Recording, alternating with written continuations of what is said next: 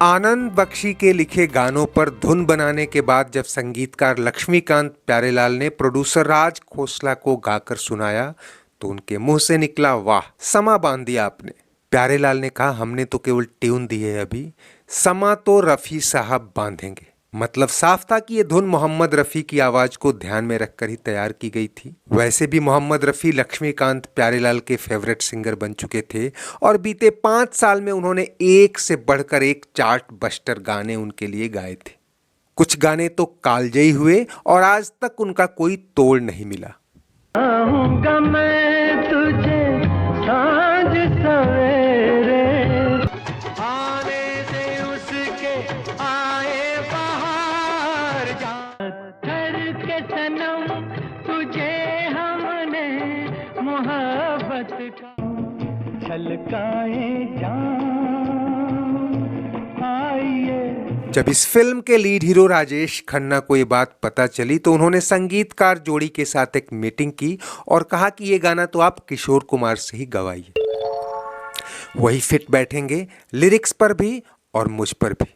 तब तक राजेश खन्ना के करियर की टर्निंग पॉइंट फिल्म आराधना रिलीज होने को तैयार थी और उसके फ्लर्टी गानों ने खन्ना पर ऐसा जादू किया था कि वो मान बैठे थे कि सिर्फ और सिर्फ किशोर कुमार ही उनकी आवाज होंगे। हालांकि मोहम्मद रफ़ी ने आराधना में भी 2 गाने गाए थे और क्या खूब गाए थे, लेकिन तब तक खन्ना ऐसे मामलों में खासकर म्यूजिक और प्रोडक्शन में ज़्यादा वोकल नहीं हुए थे। लेकिन कुछ महीने में ही पर्दे के पीछे उनकी पूछ जैसे जैसे बढ़ती जा रही थी और कई फिल्में साइन करते जा रहे थे, अब उनका दखल फिल्म के हर एस्पेक्ट में बढ़ने लगा था। आराधना में गायक का चयन तो खुद संगीतकार एस डी बर्मन का था और खन्ना उनके सामने तब मुंह खोलने लायक नहीं थे।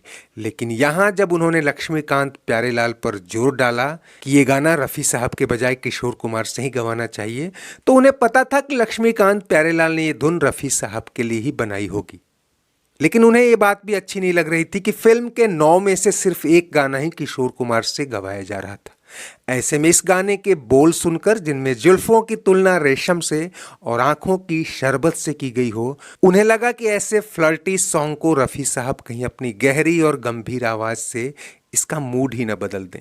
लक्ष्मीकांत प्यारेलाल तो अड़े थे कि ये गाना रफ़ी साहब ही गाएंगे और क्या खूब गाएंगे, देख लीजिएगा। खन्ना ने उनका रुख और भरोसा देखा तो चुप हो गए और मन मारकर राजी हुए। और जब गाने रिकॉर्ड हुए तो फिल्म आने से पहले ही रफ़ी साहब का गाया ये सोलो सॉन्ग और लता मंगेशकर के साथ गाया एक डुएट सॉन्ग इतना पॉपुलर हुआ कि 3 महीने पहले आई ब्लॉकबस्टर फिल्म आराधना की चर्चा पीछे छूट गई।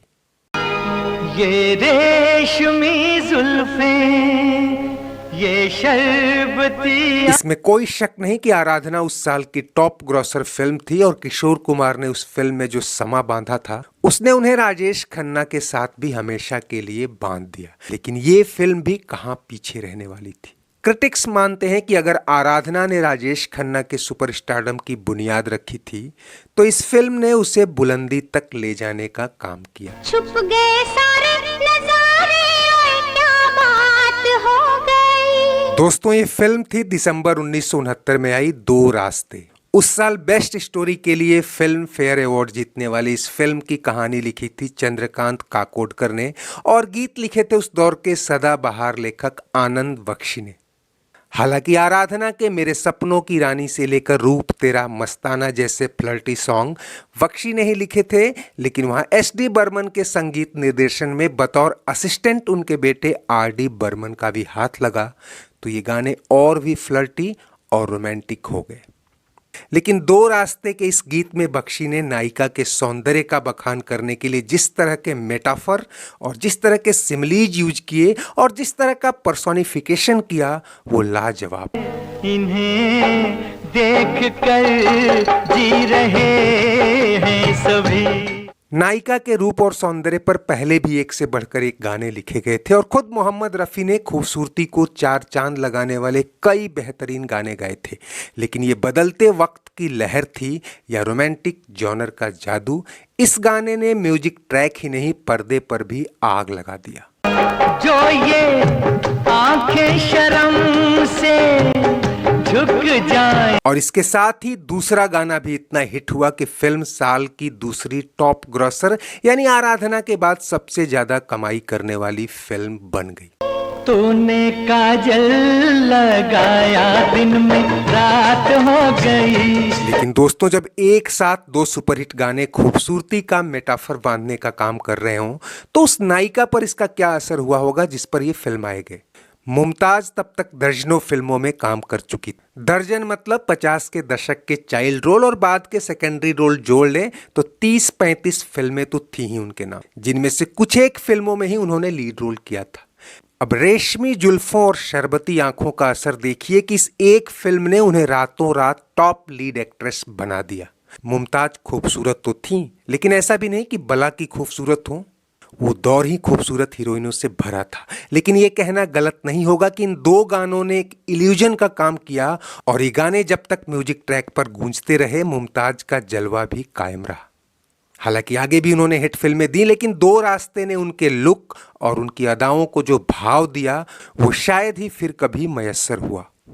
मिल गए नैना से नैना, ओए क्या बात हो गई। हालांकि राजेश खन्ना भी रफी साहब के इस जादू पर हैरान थे और उनके मुरीद भी हुए, लेकिन शायद वो वक्त ही खन्ना का था।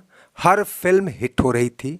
69 से 71 तक 3 साल के भीतर ही उन्होंने लगातार 15 हिट फिल्में देने का अजेय रिकॉर्ड बनाया। लेकिन किशोर कुमार की ओर उनका झुकाव इस कदर बढ़ा कि अगर सामने लक्ष्मीकांत प्यारेलाल ना हो तो दूसरे किसी गायक से अपने गाने रिकॉर्ड ही नहीं होने देते थे।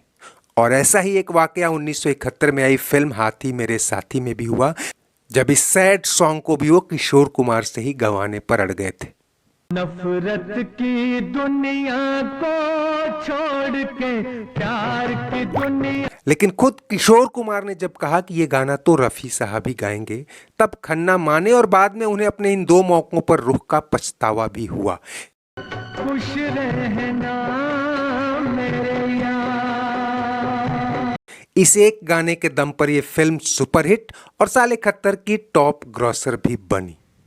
दोस्तों, मोहम्मद रफ़ी ने राजेश खन्ना के लिए किशोर कुमार के मुकाबले तो बहुत कम ही गाने गाए, लेकिन जो भी गाए उसने खन्ना के सुपरस्टारडम, खासकर उनके रोमांटिसिज्म को 4 चांद लगाने का काम किया। तूने काजल लगाया दिन में रात हो गई, सारी बातें यहीं बस रुक जाएंगी। ये जो चिलमन है दुश्मन, मिल गए नैना से नैना, ओए क्या बात हो गई।